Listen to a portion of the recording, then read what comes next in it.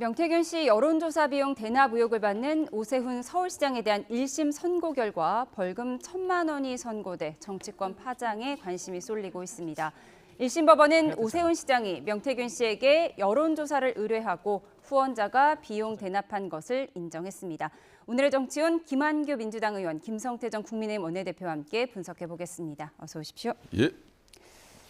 네, 오세훈 시장 벌금 1,000만 원이 선고가 되면서 시장직 상실 위기, 1심이기 때문에 위기에 처했습니다. 예상하셨습니까?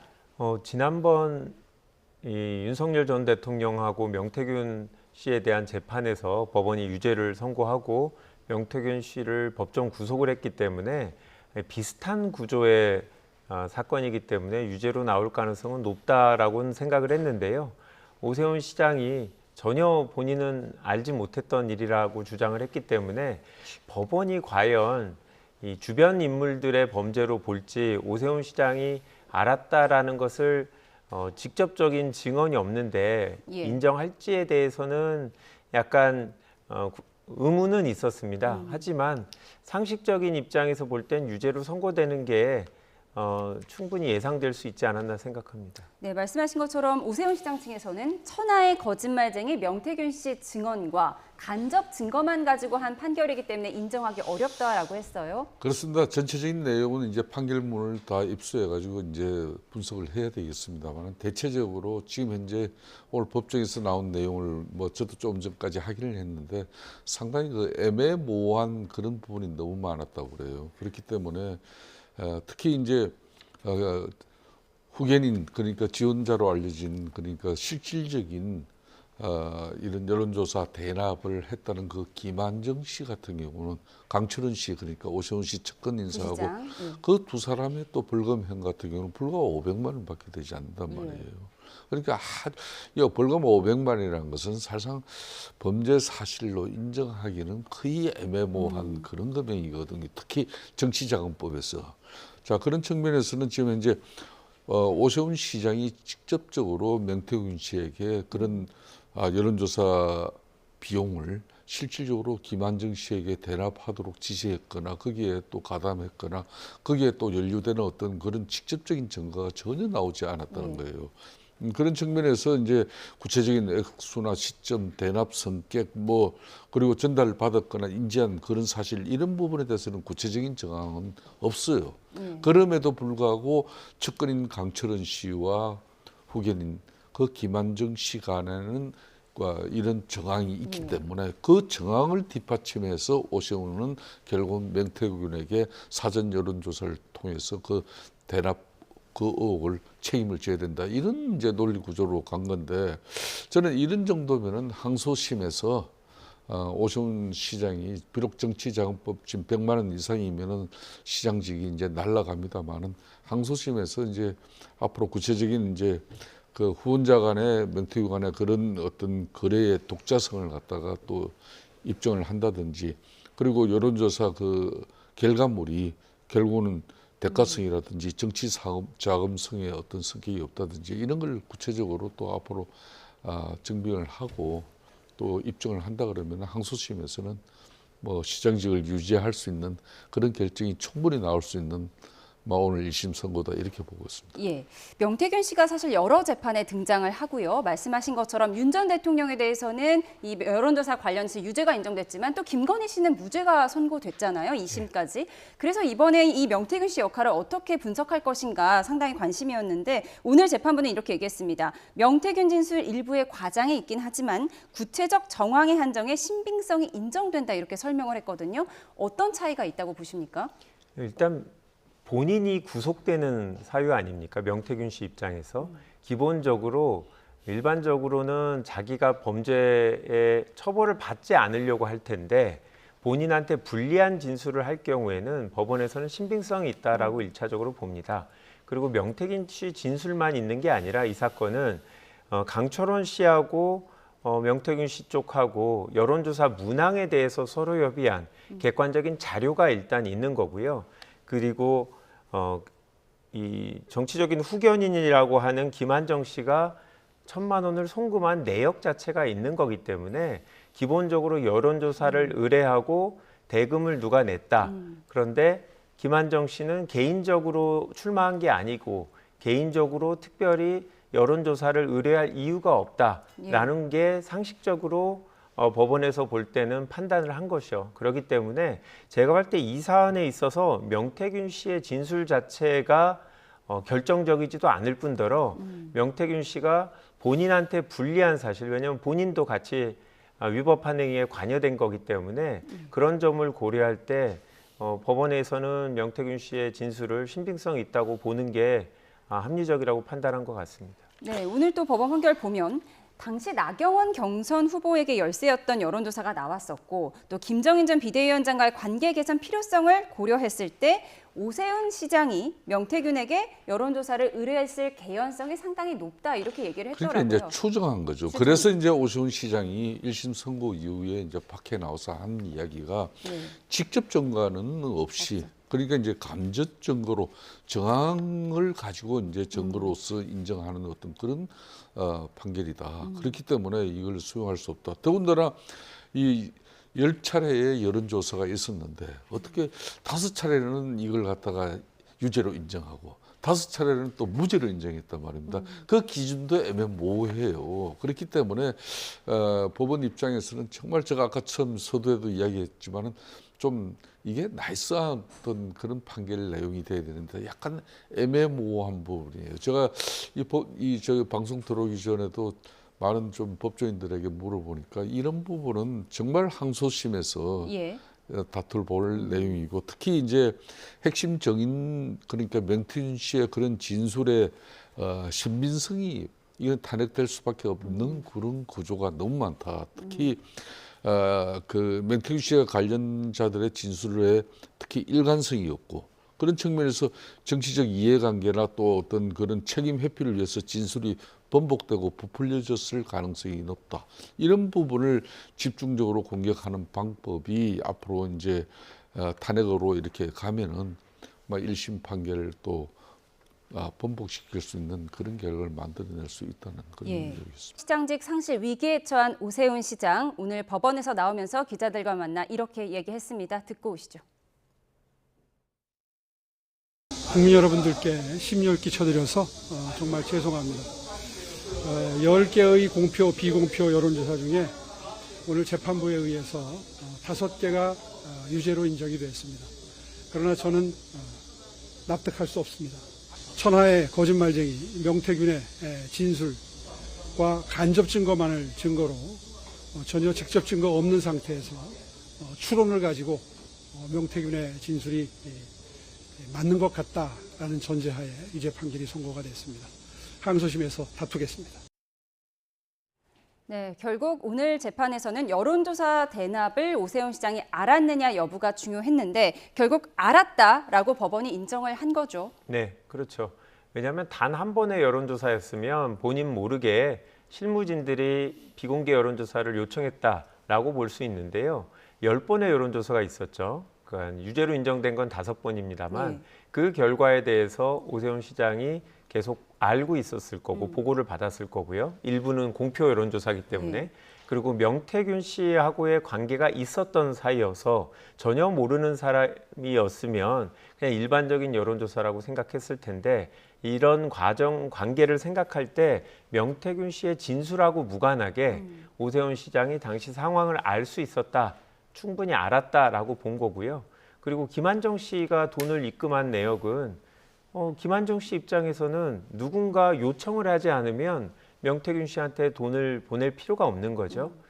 그리고 이 강철원 씨하고의 오세훈 씨하고의 관계 또 강철원 씨가 여론조사 문항까지 같이 논의했다라는 것 자체는 그거는 오세훈 시장이 충분히 여론조사 내용을 보고받고 그 이후의 여론조사에 대해서도 계속 관심을 갖고 있었겠다라고 추정을 하는 거죠. 구체적인 재판 기록을 봐야 될 텐데 이게 오세훈 시장은 모든 게 이제 거짓말장이 명태균 씨의 진술 때문이라고 얘기를 하지만 오늘 법정에서 법원 재판부가 이야기한 내용에 따르면 그 외의 증거들도 분명히 있는 것 같다. 판결문을 자세히 봐야겠습니다만 단순히 정황 증거만은 아닌 것 같다라고 말씀드립니다. 예, 오늘 벌금 1,000만 원 선고 아직 1심 판결입니다. 이제 대법원까지 가려면 오세훈 시장이 넘어야 할 벽이 있을 텐데 단지 뭐 비용 대납을 인지하지 못했다. 이걸 넘어서서 내가 사기 공갈의 피해자다. 뭐 이 점을 좀 피력해야 하는 문제도 당연한 있는 거죠. 거겠죠. 그러니까 이 정치자금법 위반 시 이게 보통 이게 대법 판례 같은 경우는 그동안 워낙 많은 내용들이 나와 있어. 그렇기 때문에 이 정치인들 같은 대체적으로 뭐 현직 그러니까 국회의원이든 뭐 여기에는 뭐 장관이 돼 있는 사람도 있는 것이고 또 오세훈 씨처럼 서울시장 돼 있는 사람도 있고 서울시의원, 구의원 뭐 이렇게 워낙 많아요. 근데 이제 그런 정치인들이 실질적으로 대납자하고의 어떤 공모 관계나 인지 여부가 엄격히 입증되지 않으면 대체적으로 대법에서는 무죄로 가는 거예요. 그게 이제 대법원의 핵심 법리적 그 판례 기준이 이제 세 가지로 정리가 되는데 그 첫 번째가 이제 합리적 의심을 배제할 정도의 엄격한 증명의 책임이 있는 거예요. 그러니까 이 같은 경우는 이제 특검에서 한 건데 특검에서 이제 분명히 간접적으로 강철원 씨나 또 맹태윤 씨가 주고받은 대화 내용이 있고 여기에 또 이제 후견인 씨, 김한정 씨가 이제 강혜경 씨에게 돈을 보낸 그 사실 그런 거는 존재해요. 그렇지만은 거기에 오세훈 씨가 관여되거나 오세훈의 지시에 의해 가지고 그 사람들이 검증 거래가 주고받은 사실을 이게 특검에서도 입증해내지는 못했어요. 그렇기 때문에 합리적 의심을 배제할 정도로 엄격한 그 증명 책임이 분명히 앞으로 이제 항소심이나 또 대법에서는 그게 다투질 수밖에 없는 거예요. 두 번째 같은 경우가 제3자 이제 기부 대납 시에는 정치인의 승인이라든지 인지가 있었느냐 이건 필수적인 요건이에요. 그래야 이제 유죄가 확정되는 건데 그런 정도로 그러니까 이제 불특정인 유권자로부터 국민들로부터 선택받은 그 한마디로 선택권은 존중되어져야 되기 때문에 이게 정치자금법을 그래서 대법에서는 상당히 판례를 구체화시키고 있거든요. 세 번째 내용이 이제 필요한 공범관계에서 이제 그런 무죄 연쇄 적용 부분이 있어요. 그러니까 법리 기준을 보면은 이게 정치자금 기부자와 수수자 같은 경우는 대립적 공범 관계에 있거든요. 그렇기 때문에 이걸 이 자금을 준 사람이나 대납한 제3자가 유죄로 이렇게 인정이 된다 하더라도 그 정치인이 그 사실을 몰랐다 그러면은 이거는 대법 판례상은 무죄가 되는 거예요. 그렇기 때문에 그 정황에 맞춰서 기부 행위를 한 사람의 범죄 성립 여부도 분명히 재평가 받을 수밖에 없는 거거든요. 그렇기 때문에 항소심에서 지금까지의 대법 판례 그 기준을 가지고 1심 뭐 이 선고 내용을 탄핵해 들어간다면은 충분하게 오세훈 시장 같은 경우는 항소심에서 이제 100만 원 이상의 벌금형을 피해서요. 서울시장직을 유지할 수 있을 거라고 저는 보고 있습니다. 예, 보통은 1심에서 직상실형이 나오더라도 대법원 판결까지 워낙 오래 걸리기 때문에 이만큼 긴장이 되지는 않을 수도 있는데 이번에는 특검이 기소한 사건이기 때문에 633 법칙에 의해서 대법원까지 내년 1월이면 대법원 판결이 나오는 거죠? 네, 맞습니다. 그러니까 지금부터 6개월 내에 항소심과 대법원 판결이 다 나와야 되는 건데요.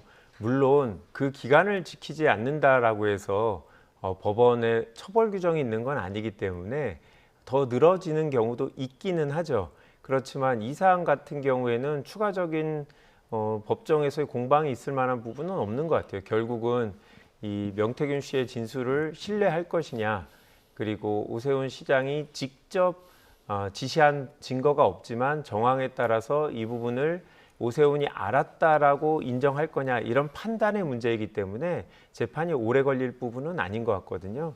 근데 좀 전에 이제 법원에서 나온 사건 설명 자료를 쭉 보면 이 10가지 이 여론조사 의뢰 상황에 대해서 되게 구체적으로 오세훈 시장이 어떠한 행위를 했고 명태균, 강철원 간의 만남이 언제 있었고 그렇기 때문에 충분히 의심이 된다 이런 식의 판단을 건별로 다 하고 있거든요. 그래서 제가 봤을 때 항소심에서 사실관계를 더 확인할 건 아니고 결국은 오세훈 시장은 계속 직접 증거가 없다라는 주장만 할 거고 특검에서는 이미 나온 증거를 가지고 신빙성이 충분히 있다라는 진술을 할 거기 때문에 저는 633 기준대로 재판하기에 큰 어려움이 없는 사안이라고 봅니다. 예, 재판부가 오늘 재판을 녹화 중계를 허용했었는데 조금 전 선고 내용이 지금 화면으로 들어왔습니다. 보고 오시죠. 오늘 낭독하기 전에 피고인들에 대한 양형 이유를 설명하도록 하겠습니다. 간단히 설명을 하겠는데 피고인들 일어나세요. 예. 예, 오세훈 피고인에게 대해서 설명합니다. 정치자금 부정수수 범죄는 1인 1표 기회균등 원칙에 따라 금권의 정치적 영향력을 배제함으로써 민주정치를 건전하게 발전시키는데 그 처벌 목적이 있습니다. 이 사건에서 부정수수된 정치자금, 즉 피고인이 김한정으로부터 대납받은 것으로 인정되는 여론조사비 액수가 2,100만 원으로 결코 작지 않습니다. 여론조사 의뢰행위와 비용 납부 과정을 은밀히 감추어 공직선거법상 금지된 후보자 의뢰 여론조사의 공표 보도를 실현하려는 목적도 결부되어 있었기 때문에 죄질이 좋지 않습니다. 이 사건 범행 전까지 피고인이 단연간 국회의원, 서울시장 등을 역임하면서 정치자금법의 입법 취지나 내용을 잘 알고 있었음에도 범행을 주도했고 이 사건 재판 과정에서 선뜻 수긍하기 어려운 여러 주장을 펼치면서 책임을 제대로 인정하지 않는 태도를 일관하고 있습니다. 다만 이 사건 범행은 서울시장 후보자 선출을 위한 당내 경선을 위한 것이라는 점, 2021년 1월 22일부터 2월 18일까지 약 한 달간 비교적 짧은 기간 안에 이루어졌다는 점, 이후 오세훈 피고인이 더는 명태균 씨와 직접적인 접촉이나 관계는 이어가지 않은 것으로 보이는 점을 유리한 정성으로 참작합니다. 실제로 피고인 측에서 명태균의 여론조사에 대한 의문을 제기한 정황들도 나타나고 여론조사 결과가 실제로 피고인에게 불리하게 나타나는 등 피고인이 비용을 부담을 했지만 자신에게 피고인이 비용을 부담하면서 어떻게 보면 자신에게 유리한 여론조사 결과가 공표되는 것을 기대했다는 것을 넘어서 달리 명태균에게 적극적인 여론조사를 지시하거나 사주하거나 스스로 그런 조치를 했다고 인정하기 어렵습니다. 그리고 본인들이 비용을 대납시켜서 행한 여론조사 결과가 당내 경선 또는 이 사건 선거에 미친 영향도 크지 않아 보입니다. 뒤에서 김한정 피고인에 관해서 설명을 하겠지만 이 사건 정치자금 위반 구도는 후원자인 김한정 피고인과 오세훈 피고인 사이 당시 500만 원이었던 것으로 알고 있는데 한도를 넘어서는 부적절한 방식에 의한 정치자금 수수의 본질이 있습니다. 그에 관해서 달리 대가관계라든지 청탁성 명목은 결부되어 있지 않은 것으로 판단됩니다. 그리고 피고인에게 아무런 범죄 전력이 없다는 점 등을 참작해서 피고인들에 대해서 징역형을 선고하지 않고 벌금형으로 처벌합니다. 하지만 앞서 말한 바와 같이 이 액수가 2,100만 원에 달하는 데다가 좋지 않은 목적이 결부되어 있었기 때문에 피고인에 대해서는 죄책에 상응한 공직자격 상실형이 선고가 불가피합니다. 강철원 피고인에 대하여 오세훈 피고인의 선거 캠프를 총괄하면서 의뢰 발표 여론조사 발표 매체로 머니투데이를 소개해주는 등 가담 정도가 가볍지 않습니다. 오랜 기간 정계에서 활동하면서 최측근으로서 범행 불법성을 잘 알면서도 가담을 했고 오래전 부패 범죄로 인한 징역형 전력도 있습니다. 다만 오세훈 피고인 지시에 따라 범행에 가담했다는 점이나 명태균에 대한 적극적인 여론 조작 지시 조치는 없었다고 보이고 오히려 결과에 대한 조사나 결과에 대한 의문을 제기한 당사자라는 점, 여론조사비 대납에 따른 경제적 이익을 직접 향수한 증인은 아니라는 점을 유리한 정상으로 참작해서 벌금형을 선고합니다. 김한정 피고인에 대해서 피고인이 제공한 것으로 인정되는 정치자금 규모가 작지 않습니다. 이 사건 범행 전모가 언론에 보도되기 시작하자 명태균과 나는 통화 녹음 파일 전부 삭제하고 법정에서도 범행을 단순 부인하는 것을 넘어 증인으로 출석한 명태균을 계속 자극하면서 불필요한 마찰을 빚는 등 범행 이후 정황과 법정 태도도 좋지 않습니다.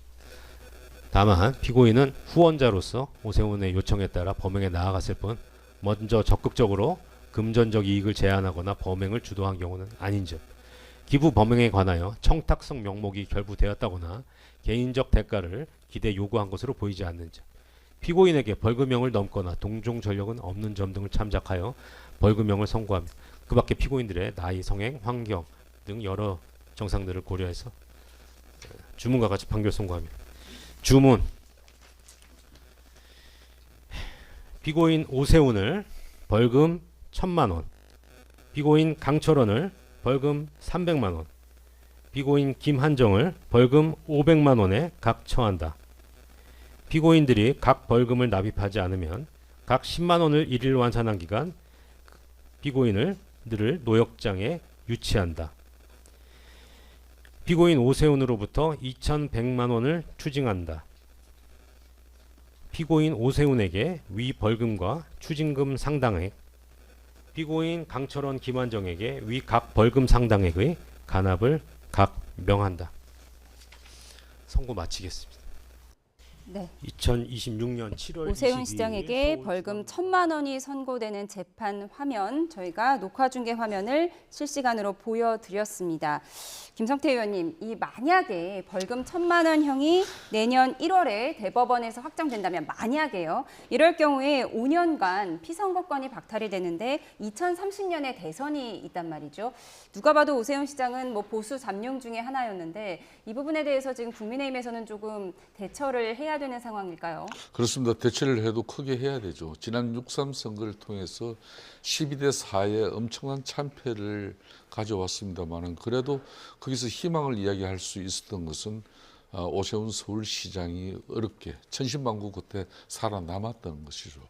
그만큼 이제 또 합리적 어떤 성품과 또 서울시정을 앞으로 이제 잘 이끌어 간다면은 다음 보수 진영의 2030년 대선 후보로서는 상당히 그 유망한 어떤 그런 여건에 처해 있었죠. 그렇지만 지금 상황은 상당히 절체절명의 위기에 지금 처해 있는 것은 틀림없는 사실입니다. 만일 항소심에서 이걸 갖다 뒤집어 내지 못하고 또 대법에서 이 판결들이 확정이 된다 하면은, 지금 현재 그 정치자금법은 가령 집행유예 이상이면은 이거는 10년 이상 피선거권이 박탈돼 버립니다. 그러니까 이제 또 벌금형 같은 경우도 100만 원 이상만 선고되다 하더라도 이게 이제 5년간 피선거권이 박탈되기 때문에 오세훈 시장 입장으로서는 2030년 대선에 출마할 기회가 자동적으로 없어지는 거죠. 뭐 그런 일은 잘 없을 거라고 보고 있습니다만, 아무튼 뭐 정치인은 항상 이런 위기 속에서 또 기회를 만드는 거기 때문에 이 위기를 또 얼마나 또 슬기롭고 지혜롭게 극복해 나가는지 국민들이 지켜보는 것이고, 앞으로 그렇다고 해서 흔들린 어떤 서울시장이 있다면은 그 위기는 이제 본질적으로 더 어려워질 수도 있기 때문에 굳굳하게 천만 시민들이 오세훈 서울시장의 시정을 믿고 또 이제 도시경력을 더 강화시켜 나가고 지금 주거 부동산 문제를 안정화시키는 그런 문제를 이재명 정부와 잘 협의하면서 진행해 나간다면은, 뭐 그러면서 이 633이 있다 하더라도 이게 뭐 굳이 내년 2월까지 대못을 박아난 것은 아니에요. 그렇기 때문에 앞으로 증거라든지 정인 이런 걸 통해 가지고 1심을 뭐 선고 내용을 탄핵해 들어간다면 시간이 더 걸릴 수도 있는 문제니까 알겠습니다. 지켜봐야 할 것 같습니다. 예, 오세훈 시장의 선거 결과 자세하게 짚어봤습니다. 다른 주제에 이어가겠습니다. 필패론 발언으로 논란을 일으킨 유시민 작가가 뉴 이재명 세력의 수장은 이재명 대통령이라며 또 한 번 날을 세워서 파장을 일고 있는데요. 유 작가의 발언부터 듣고 오시죠. 뉴 이재명 이런 거 있잖아요. 네. 그들이 하는 모든 행동 이런 것들이 친명들이 벌이는 난동이 아니고 대통령과 그 대통령을 우리가 잘 알지 못하는 어떤 참모들이 기획해서 시작한 거다. 뉴 이재명 세력의 수장은 이현주나 이런 사람이 아니고 이재명 대통령일 가능성이 높다. 어떤 비판도 가하지 않고 어떤 제한도 두지 않고 내버려두면 모든 어물전은 다 썩은 내를 풍기게 돼 있어요. 이거 그냥 비린내가 아니에요. 좀 이상해요. 라고 누군가는 후각이 예민한 사람이 말을 해야죠. 그랬더니 아무것도 아니에요. 유시민의 약발이 강했는데 지금은 약발이 떨어졌으니까. 감기에 걸렸을 때 암 진단을 하고 암 방사선 치료를 하게 되면 우리 몸이 못 버티잖아요. 너무 과도한 진단에 따른 처방이 이재명 정부가 필패하게 바라는 인전 기후재식의 얘기를 하면 안 돼요. 네, 이른바 재건축론과 필패론에 이어서 어제는 어물쩍 썩은 내가 날 수 있다, 이런 말까지 했습니다. 너무 발언이 과감한데요. 왜 유시민 작가는 이런 발언을 이어가고 있을까요? 뭐 다 검찰 개혁에 대한 우려 때문이죠. 유시민 작가는 다른 이슈가 아니라 이 검찰 개혁을 최종적으로 잘 완수해내는 이런 목표를 갖고 있다고 봅니다. 이에 대해서 혹시라도 당내에서 다른 목소리를 갖고 있는 사람들이 본인들이 생각하는 방식과 다르게 갈까봐 계속적으로 문제 제기를 하는 거라고 보거든요. 예. 저는 다른 정치적인 뭐 욕심이나 당대표 선거나 저 이런 문제는 부차적인 문제고 제가 봤을 때 유시민 작가는 이 검찰개혁의 마지막 단계라고 하는 형사소송법 개정안에 대해서 본인이 생각하는 방향으로 가지 않을까봐 우려하는 이런 목소리를 작년부터 계속 내고 계신다고 보거든요. 근데 이제 계속 의심이잖아요. 네. 의구심이고 추정되고 이런 발언이 부분이라 너무 세고요. 예, 그렇죠. 표현 자체도 상당히 적절하지 않은 데다가 사실관계가 틀린 부분이 많다고 생각합니다. 예를 들어서 이재명 대통령이 만약에 어떤 특정 의도를 갖고 검찰개혁을 반대한다라고 했다면 오늘 한병도 당대표 직무대행이 형사소송법 개정안은 수사와 기소를 분리하는 원칙을 확고히 하겠다. 이런 발언을 할 수가 없죠. 대통령하고 당 지도부하고 가깝게 뭔가 다른 모종의 음모를 만드는 것 같다라는 얘기도 유시민 작가나 이제 다른 분들이 하시는데 사실이 아니다라는 것을 명확하게 보여드린 거거든요. 그래서 지금까지 한 비판들이 잘못된 근거에 의해서 과도한 표현을 썼다라는 것은 조만간 이 법안 처리가 되면 다 정리될 거라고 보고 그 이후에도 이런 얘기를 계속 하시는 거는 네. 팩트가 명확하게 틀리는 데다가 추정도 틀렸기 때문에 예. 더 이상은 아마 이제 유시민 작가를 좋아하는 분들한테도 예. 호소력이 많이 떨어지지 않을까 이제는 네. 예, 그렇게 생각합니다. 왜 하필 지금 시점에 이런 과도한 표현을 계속해서 내뱉고 있는 것일까? 이게 전당대회 때문 아니겠느냐? 정청래 전 대표를 도우려고 하는 것 아니겠느냐? 이런 분석이 계속해서 나오거든요. 그러니까 지금 이제 뭐 양 진영, 민주 진보 진영이든 보수 진영이든 핵심 인사가 그 진영을 향해서 이렇게 직설적인 독설을 내 쏟아붓는 경우가 흔치는 않아요. 예. 저는 그런 측면에서 이제 이재명 대통령의 운명과 이제 검찰 개혁 그리고 정치 행보 전반에 대해서 지금 상황은 상당히 유시민 작가는 위기 상황으로 보고 있는 겁니다. 그건 한마디로 이재명 대통령이 중도 실용주의 정부를 주창하면서 새로운 뉴 이재명 그 트렌드를 만들어가면서 정치 지형을 재편하고 있는데 거기에 대한 반발이에요. 그러니까 노선 투쟁을 전개하고 있는 거죠.